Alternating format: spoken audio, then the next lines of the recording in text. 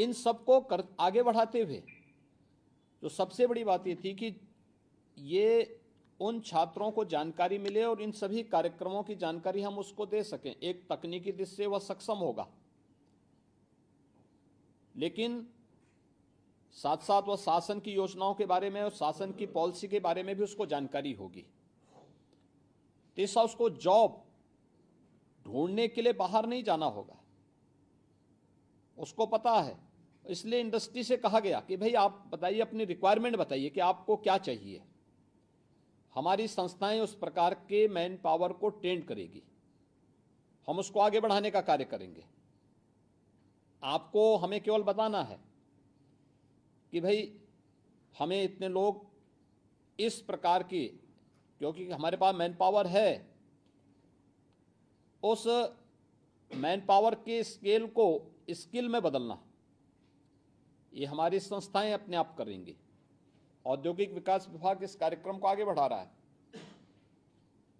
मैं तो ये है कि जितने लोग जो हमारे यहां निवेश आया है, इस निवेश का लाभ किसको है?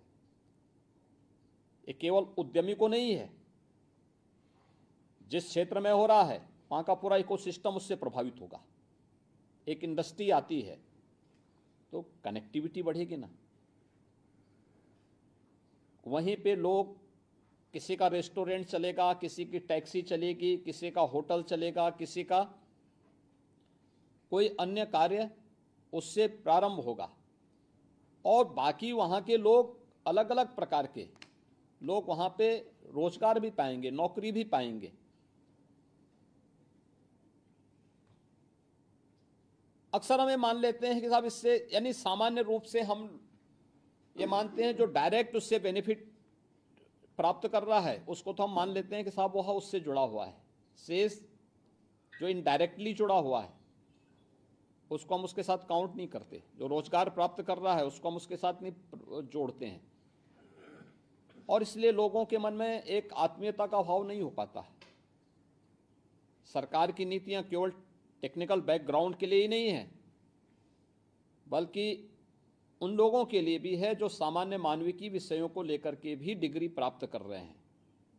हमारी सीएम इंटर्नशिप की स्कीम किसी भी उस संस्थान में जहां पे 10 से अधिक लोग काम कर रहे हैं, किसी एक व्यक्ति को वहां पे इस स्कीम के साथ जोड़ने के लिए उन्हें प्रेरित करती है कि आप जोड़िए, आधा मानदेय गवर्नमेंट देगी, आधा आप दीजिए।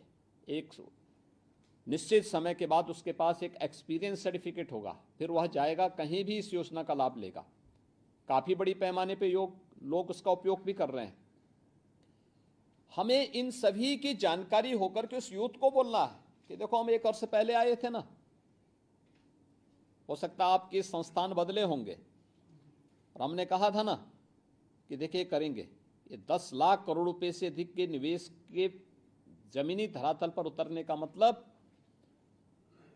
इससे लगभग 35 लाख के आसपास नौकरी सीधे सीधे यूपी के नौजवानों को मिलेगी, बशर्ते वह उसके योग्य होगा। क्योंकि हम ये बाध्य नहीं करेंगे कि ये नौकरी यूपी के लोगों को ही मिलनी आवश्यक है। अगर वह उसके योग्य नहीं है तो मत दीजिए, लेकिन अगर योग्य है तो वह नौकरी अवश्य प्राप्त करेगा। देखिए, मुझे याद है जब आज से कुछ वर्ष पहले मैं नोएडा गया था, वहाँ के कुछ लोगों ने मेरे सामने इस बात को रखा कि साहब ज़मीन हमारी है लेकिन नौकरी हमें नहीं मिलती है, क्या ये नहीं हो सकता है कि यहाँ पे कुछ नौकरियाँ हमारे लिए रिजर्व कर ली जाएं? तो मैंने कहा फिर निवेश करने वाला निवेश क्यों करेगा जब उसको सब सिफारिशी पे रखने हैं? तो उसको अपनी पूंजी की भी सुरक्षा करनी है, और पूंजी इसलिए निवेश कर रहा है वह जिससे वह बढ़ सके, एम्प्लॉयमेंट उससे जनरेट होगा। हम अपने लोगों को इतना ट्रेन करें कि वे वहाँ जॉब प्राप्त कर सकें, एम्प्लॉयमेंट वहाँ से अर्जित कर सकें। इसके अनुसार आप कार्य करिए। आपको बताइए आपको क्या चाहिए वहाँ पे? स्किल डेवलपमेंट का सेंटर चाहिए, कोई वोकेशनल ट्रेनिंग का सेंटर चाहिए, कोई टेक्निकल इंस्टीट्यूशन चाहिए। गवर्नमेंट उसके लिए आपको फैसिलिटेट कर सकती है, लेकिन गवर्नमेंट इसको कैद करके नहीं रख सकती कि नहीं साहब इन्हीं लोगों को देना है, क्योंकि तब तो कोई इंडस्ट्री आएगी नहीं यहां पे।